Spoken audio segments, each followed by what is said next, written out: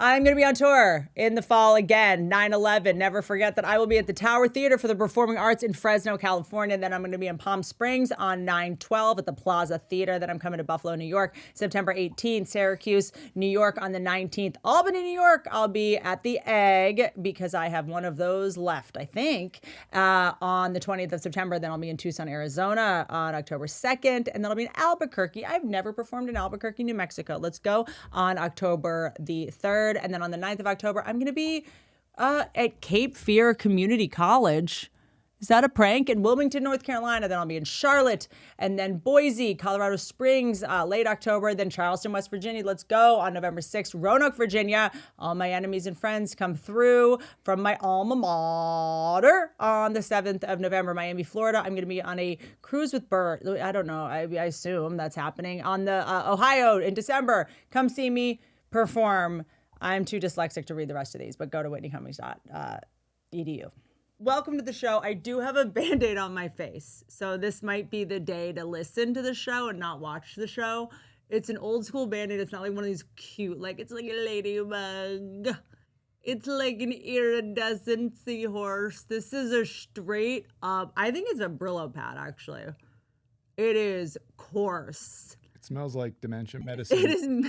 It is made of sand and super glue. This is just Elmer's and dirt. I got 2 moles removed. One of them I took the Band-Aid off because it was just like too much Band-Aid. But this one, right smack in the middle. This is a mole I got removed like 10 years ago and it came back. No one thinks that's gross. Why isn't that the new Blumhouse movie? Just a girl realizing a mole that she already cut off is back. It's dating her best friend. It's just literally, is that why it's called whack-a-mole? Like literally just trying to lob off moles and they come back. Remember in Uncle Buck, I remember growing up, I had an older brother, so I saw movies I shouldn't have seen way too early.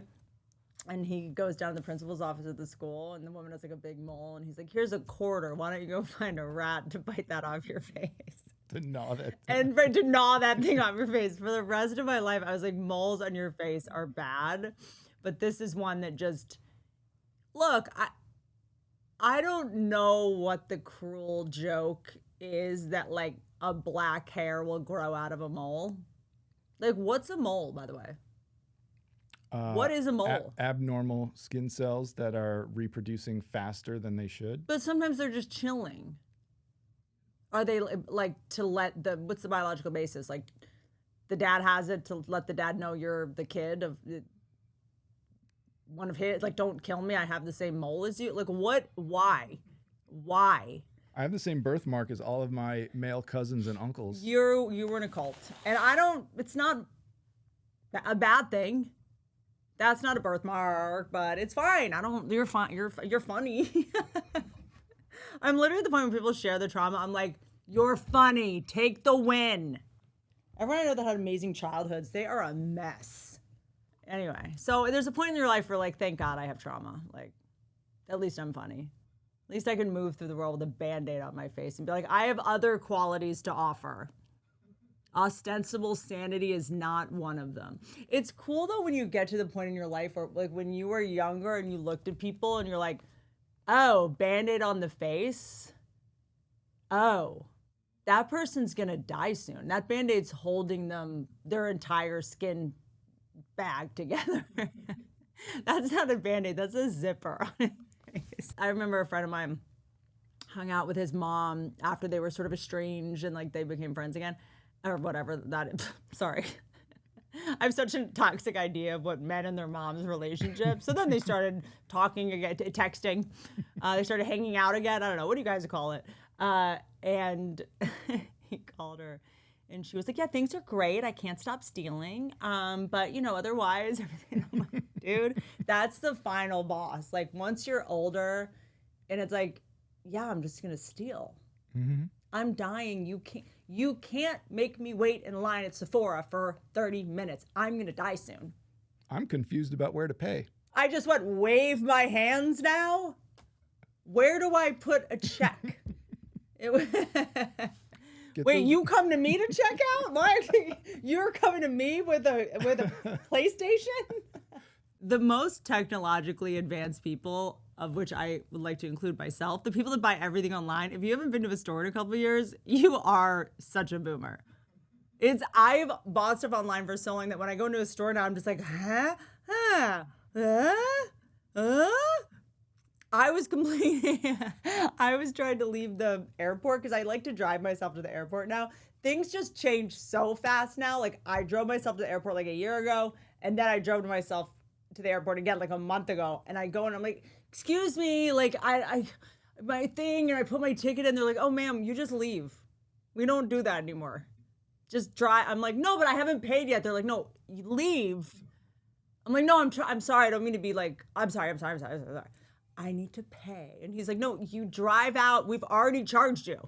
Last time I went to the airport and parked 2 times ago, I came back and my car had been completely drained of gas. That's old school. Yeah. That's straight of Hormuz core. Somebody's grandfather told them about that. People are just going to parking lots of the airport, taking the gas from your car. It's a pretty good hustle. There's sometimes when you get robbed or like stolen from where you just have to be like, good game. It's uncomplicated. You don't have to find someone buy it. It's still not enough to get you anywhere. You don't have to convince the guy at the pawn shop that it's worth something. You just start using it. Whoa, that really cuts out the middleman. Yeah, they need gas. They need the gas. They need the gas. And they're probably not even in the parking lot long enough to pay for parking. And I need Postmates. He's like, I'll become a Postmate if I can just steal your gas. You don't need your gas. You can stay at home. I'll bring you your poke bowl. Why don't I cover your gas when you bring me poke bowl? Or I don't need poke bowls, but you know what I mean? Why don't I cover a Postmate's gas? That feels fair. What if it was one of my Postmates who's like, I followed you to the airport. I come to your house twice a week, and this company's a scam. I drive exclusively with your gas. I've got the giggles today, as you guys can tell. I think having a sticker on your face, it's very hard to feel like a serious person in any capacity. I feel like I should just clarify again. This is going to be, my new sign off for the show is going to be, don't ride elephants. And Netflix didn't cut my joke from the Mark Twain Prize. Netflix did not cut the joke. If you're watching this podcast to look for a quote, that was it. Remember the last couple episodes when I was like, can I watch that before it goes out? This podcast is brought to you by Netflix not cutting jokes. Yeah. Has Netflix given you the vibe in the past that they cut jokes? You seen any of the roasts lately, guys? Like, what are you talking about? So no, Netflix did not cut any jokes. So you do the math. You lift a finger. You do the least and use your noggin. I guess if you're not in our business, you might not know there's like a studio or a production company that makes a show and then that a distributor or channel will air it. I guess I see why that could be confusing. But if that's confusing to you, don't weigh in on something until you understand it. You know? I like those fake movie intros where there's like 75 production company logos. Always. Well, also the whole thing with that is like, they're like, we'll give you a title card and not pay you. It's like, I'll take the cash. Like there was all this, like whenever I would do something, it was like, well, we'll put your production company. I'm like, no, thanks. I don't want anyone thinking I produced this. How about money? It'll blend in with the 40 other ones. I'll take the money. I'll just take the money. I'm good. Thanks, though. Thanks so much, though. I'm not going to make a fake company logo so that you can fake pretend you respect me. Lot going on in the world. Did you see Brazil has aliens? They deserve it. I don't know. Feels like Brazil is kind of trying to distract from being eliminated from the World Cup. It feels a little bit like that. I feel like that hit them hard. Like no matter what country you're in, like we all kind of love it when Brazil wins the World Cup because the way the fans celebrate is so much more entertaining. Like this is them being like, sorry, you don't get to see us freak out in thongs, but here's some flying saucers. Like we need something to be proud of right now. At this point, I don't know. I am still willing to believe in aliens. I am no longer considering them a superior race. They can't get it together. We can't, you're not just going to vaguely fly ships around. Peekaboo. We're not doing peekaboo. We're adults now. All right. If you've been visiting since people have supposedly been seeing you, what? What? Need more time? What? Not yet. Like a kid behind the, like, I don't want to go out yet. Like, are you shy? They're like as clever as teenagers going cow tipping. Yeah, I don't like it. Or it could also be the same way I think about Twice a Week, the guy who accidentally left the new prototype of the iPhone like at a bar. He was probably trying to. There could be some rogue aliens, like the teenage aliens that keep getting out. Like it could be that, and they're like, we're not hold. And then, some underpaid employees are like, why do they only visit Brazil? Okay, Brazil's a new one. But before that, it was only people who wear overalls. Like it was always it was always like a farmer. I guess that makes sense. They're the ones that could protect their butt the best in case they're being probed. When they wouldn't want anyone in overalls, how would they probe? I feel like, I don't know. They may have been captured by us by now. Like that seems to be a thing. And I don't know, if you can be hidden by us, you're not that cool. Like we can't even keep a orca in a tank. There's a lot, like we can't hide things. That's not really where we shine. We're likely to forget where we put you. So you know that moment when something randomly pops up last minute that you suddenly need an outfit? One of your friends needs citizenship, so all of a sudden there's a wedding next Tuesday night in Bakersfield. Okay? You have to go to the gyno and you just want to dress up because you want to be classy when you get your bad news. They show you the top that you're about to order, and then they show like a skirt with it, some pants with it. Like, it's so genius. When you don't feel like overthinking what to wear, that is a game changer. It's also just a no-brainer because it's easy to return, shipping is fast, and it is stress-free. If you want to be cool like your boy, go to revolve.com/Whitney. Use code Whitney for 15% off your first order. That's 15% off at revolve.com/Whitney. Offer ends August 3rd, so don't miss out. Change your clothes. Living in a big city means your social calendar is absolutely packed. Rooftop parties, dinners, late nights, it never stops. But here's the thing, you have real responsibilities. You have brunch plans tomorrow, or you're heading into a big meeting on Monday morning. So how do I actually enjoy going out without dreading the next day?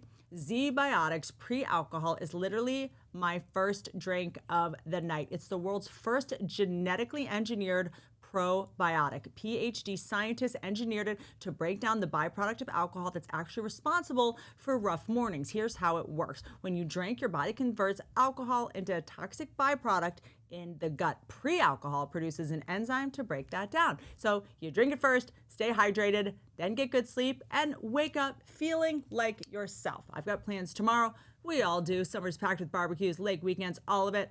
Head to zbiotics.com/Whitney and use code Whitney at checkout for 15% off. That's zbiotics.com/Whitney, code Whitney for 15% off.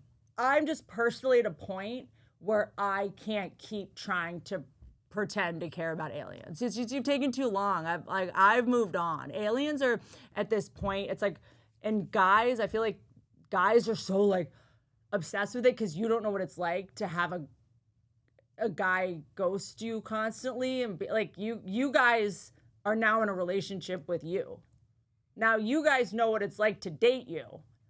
Like aliens are basically that ex that shows up way past you still care about them. Like it's been so long since I've been in love with you. I'm now into hockey. So you're gonna, like, I'm a different person now. The bangs I cut when you broke my heart are now fully grown out. I have a middle part now. Like, you missed your window. Like, aliens are doing that. They're like, now? It's like, no.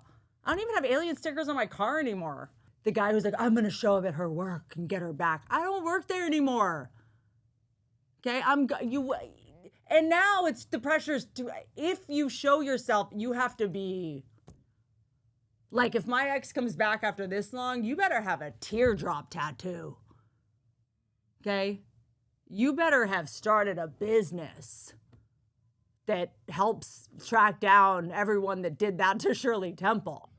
I'm not doing this will they, won't they. I spent the last 20 years waiting for a guy to show up. Like, I'm done. Girls that have dated F-boys, like, we're good. I'm not dating, thank God, but I am seeing a lot of guys remix every Matthew McConaughey quote from every movie he's been in. It's like, I'm afraid this will become something. What? Aliens need to just put a ring on it or move on. I'm bored.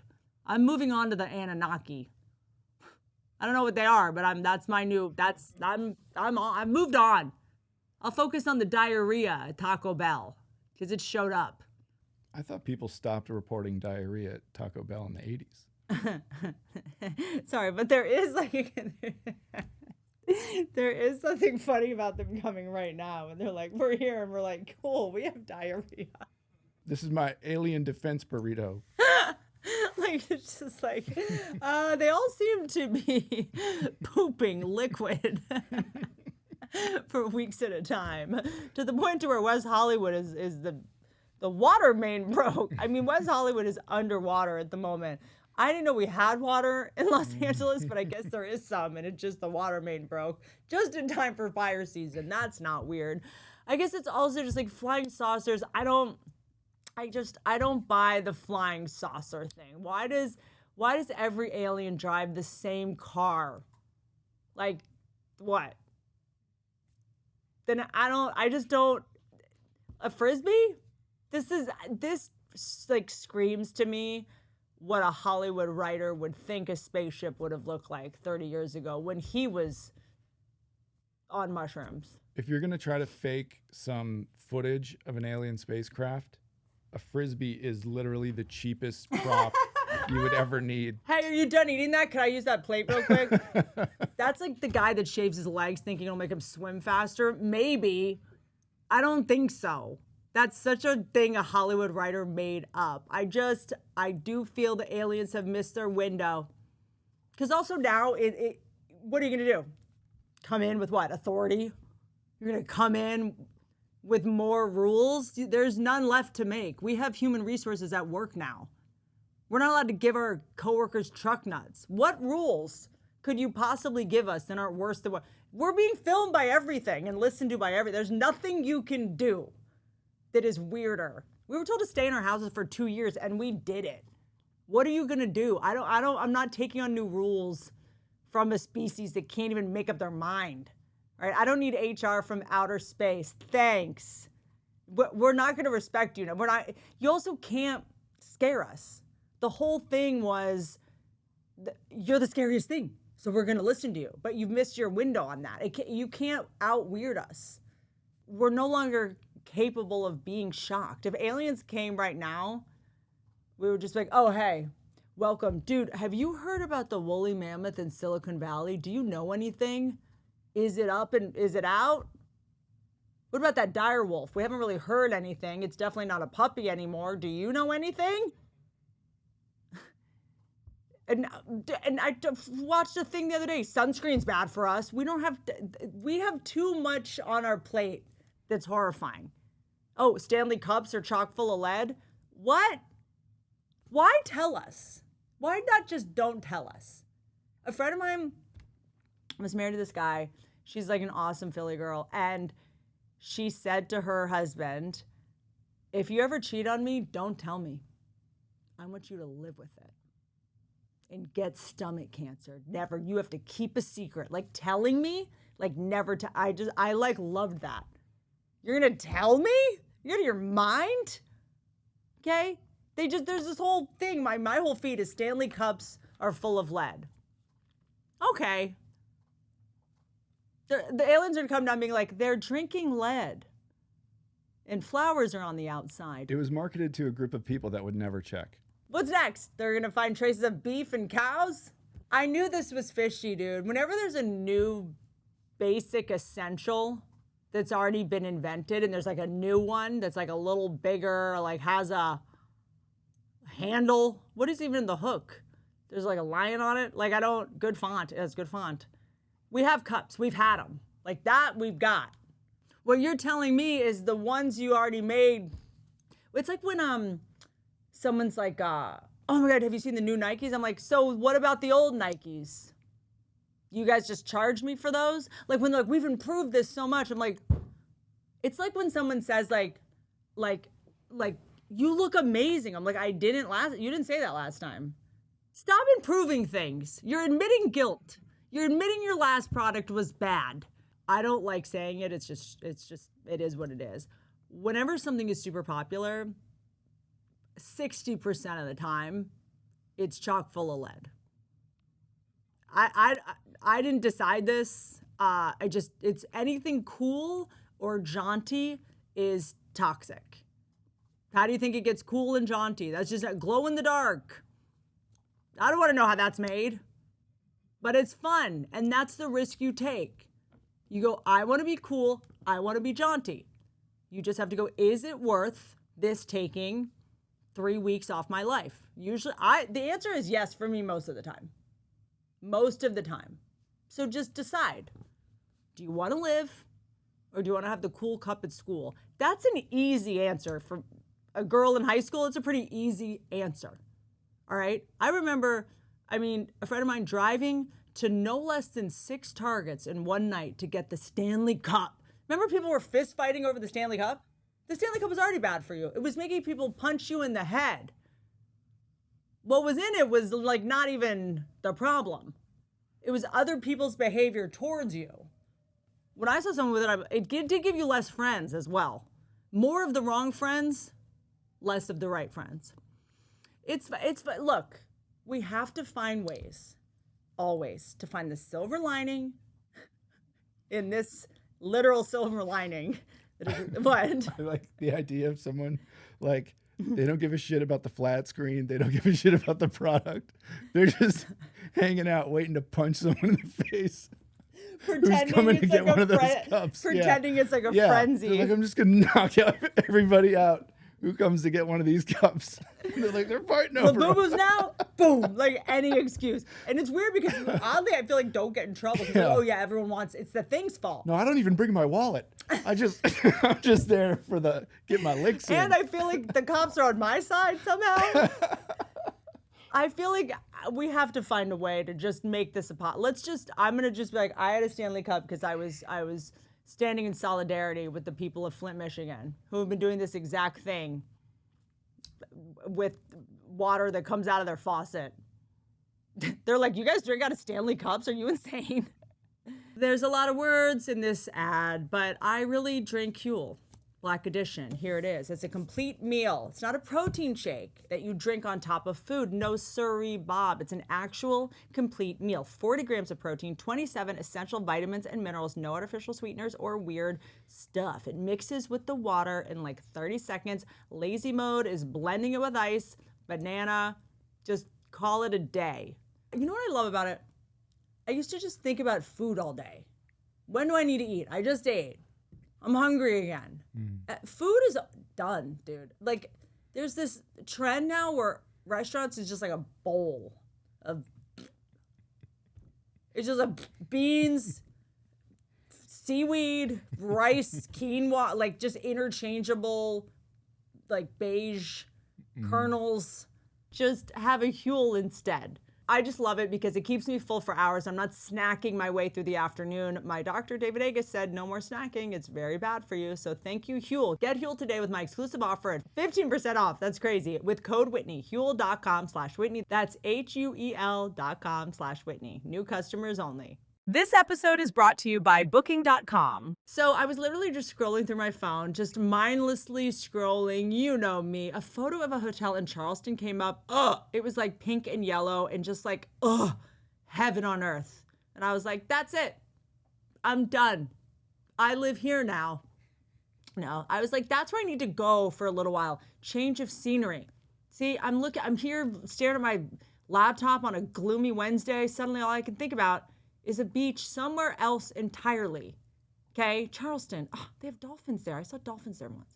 So instead of just doom scrolling about it, I actually booked it. Here's what amazed me. The whole thing came together so fast. Finding the hotel, checking availability, getting everything set up. It was just so easy, like shockingly easy. The search isn't overwhelming. The options actually make sense. And I went from I'm stuck, I live in a prison, to I have a trip booked in like 10 minutes. That's the thing about booking.com. Once a place gets into your head, getting there is actually very simple. Whether it's a beach hotel, somewhere warm, a mountain vacation home, a city weekend, booking.com just makes the whole thing frictionless. Go on, book that trip. It's easy. Booking.com, booking.yeah. I love when stories by accident reveal how naive we are as a society.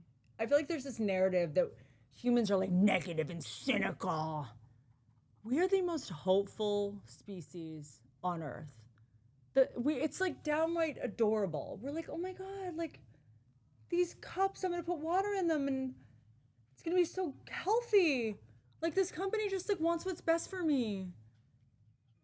This corporation, like thank you so much for making something that holds water so I can stay alive longer. Like, what? Huh? Like, to think that there's still a company that would provide a way to drink water without getting into your bloodstream. Like, in what world? What, like, there's something sweet about it. Like, how dare we think of it? Like, the fact that we didn't know this right away, the fact that they didn't come out, we're like, but what's up with the lining of it? Where do we land on the line? That's not our first question. We're just like, who do I fight to get one? I mean, we are so naive. Like, why did we think not dying of dehydration wasn't gonna make us die of something else? What was wrong with the 3-gallon bucket with the little nipple cup at the bottom from 7-Eleven? Nope. There were those crystal geysers people were carrying around with the handle, always full. There's nothing left on this planet that isn't trying to murder us at all times. I truly believe when people make products that are they're like, how can we cull the herd? I think that there's something sweet about it. And I don't like this narrative. Well, I don't like this narrative that humans are negative, but I also don't like this, or like, you know what I mean, toxic. Like, we're just like, can I have a pink Stanley cup? That'll fix it. Like, it's heartbreaking, you know? And I don't know, I'm in the mood to defend humans right now. I have a bee in my bonnet.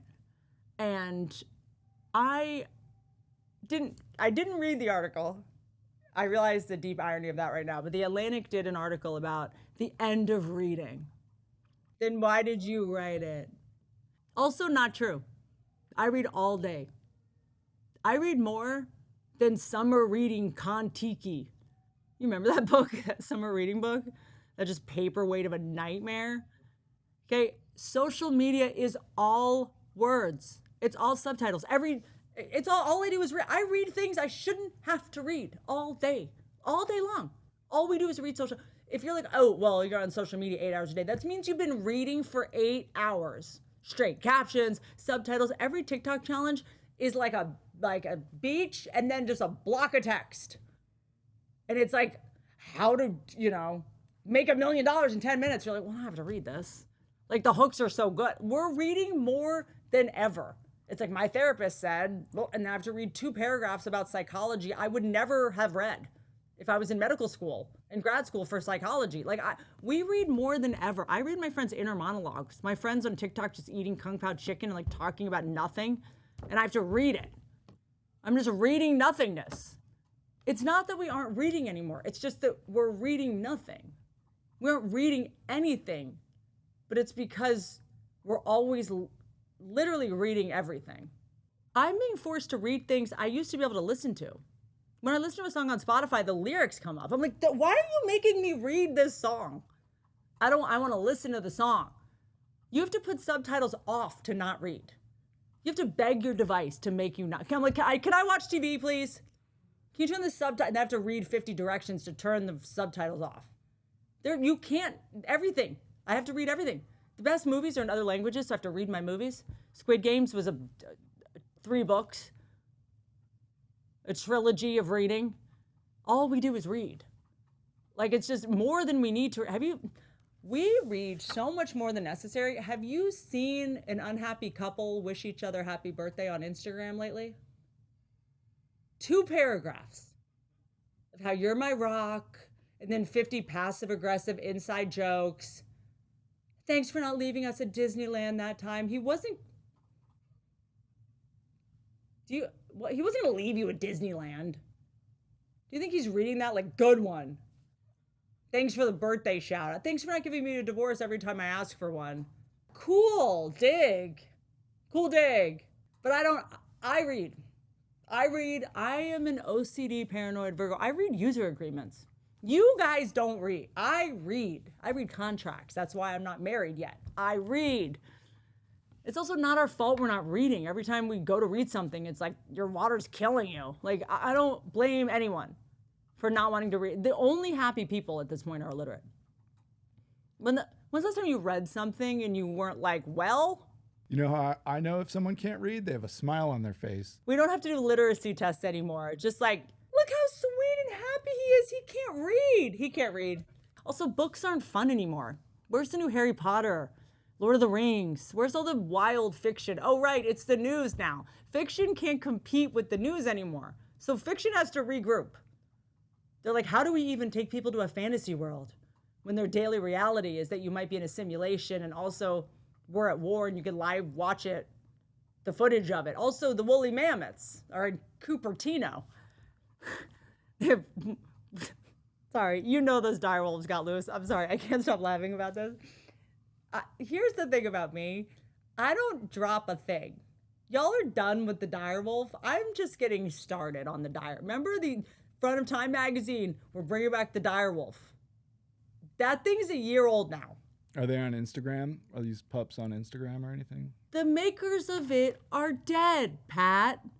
I mean, those direwolves definitely got someone. One of those tech dorks. As soon as he turned around to invent an app to track women's periods, the direwolf was like, I'll show you blood.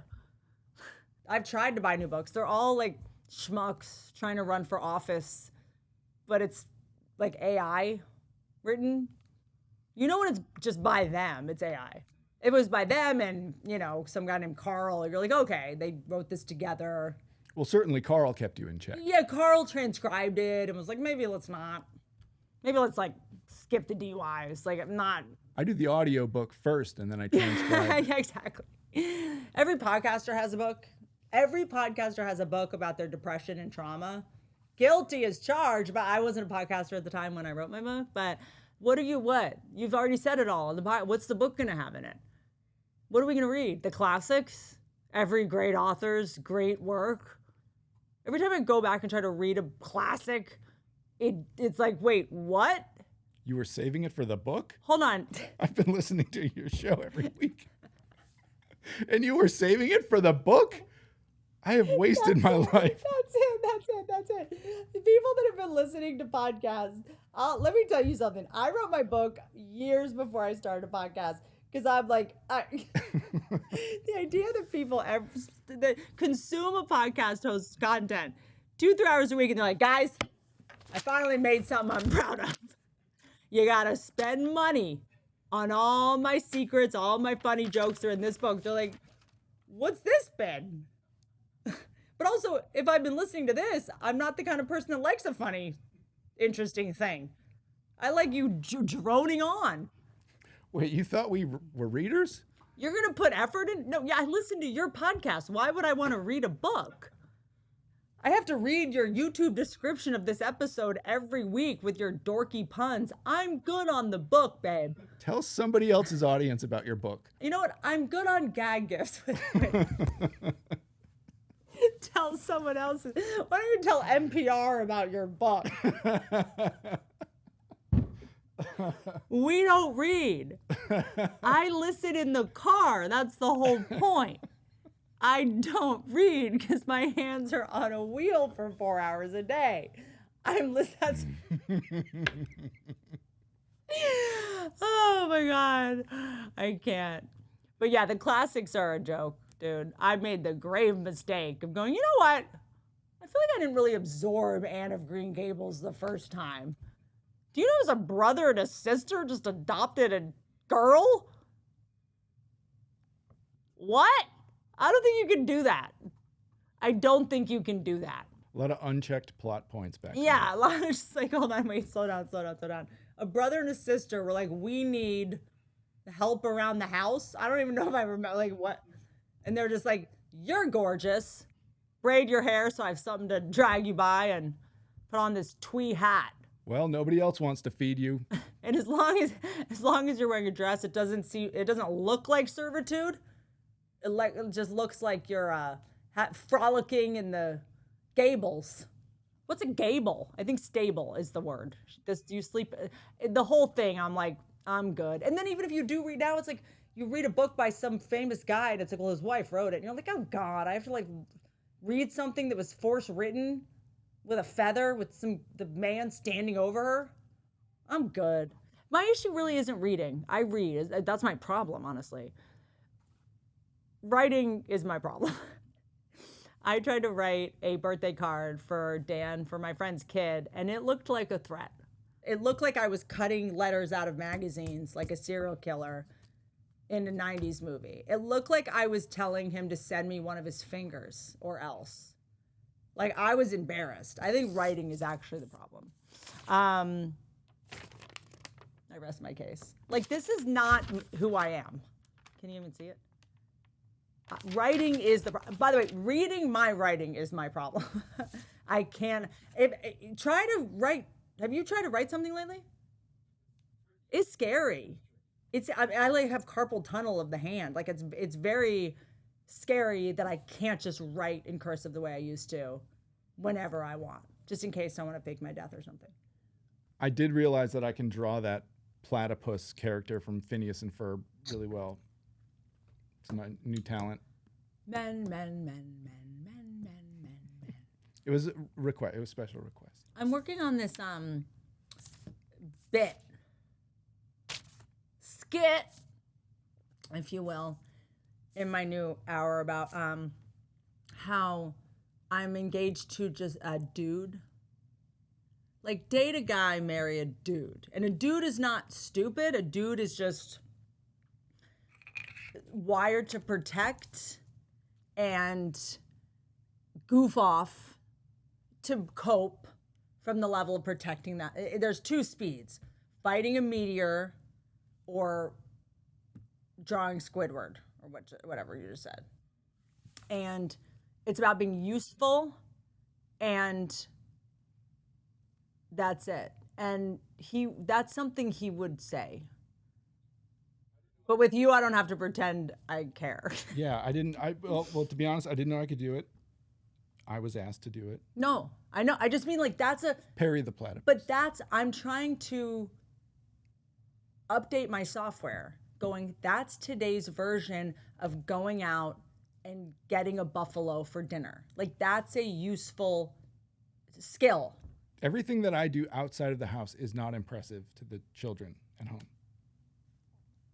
Yeah. But if I can draw that platypus from the cartoon, that's it. They're all over it. Chris has this ability to dazzle my son in a way that I could never guess it would have been that. And it is so frustrating when I tell you I'm cutting kiwis, I'm doing pancakes with a smiley face with the chocolate eyeballs and the chips and the thing, and he's got a fire truck that works.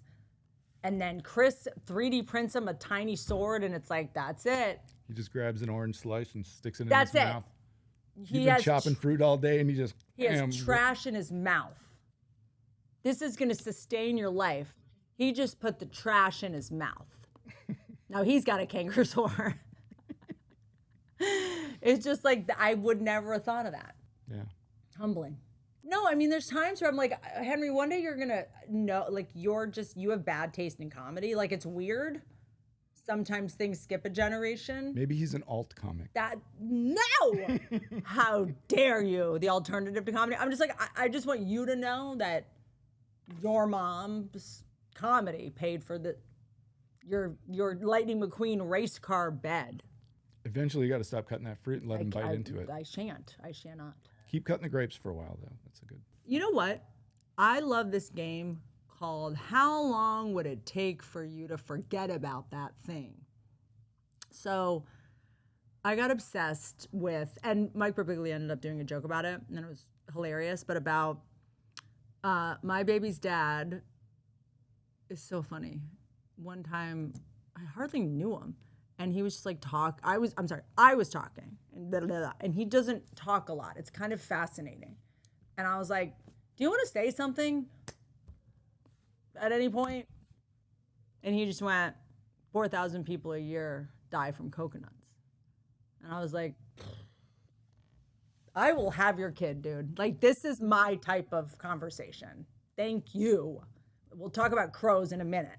I was waiting for my opening. Yeah. Because my brain was like, getting killed by a coconut, fine. You're dead. You're fine. You're chilling. But what about the people who saw it happen? How long do you go till you can forget about it or just stop thinking about it? Like, one day will come. Is it 6 months? Is it 4 years where you're just like doing something? You're like, I just didn't think about that. You have to leave the state.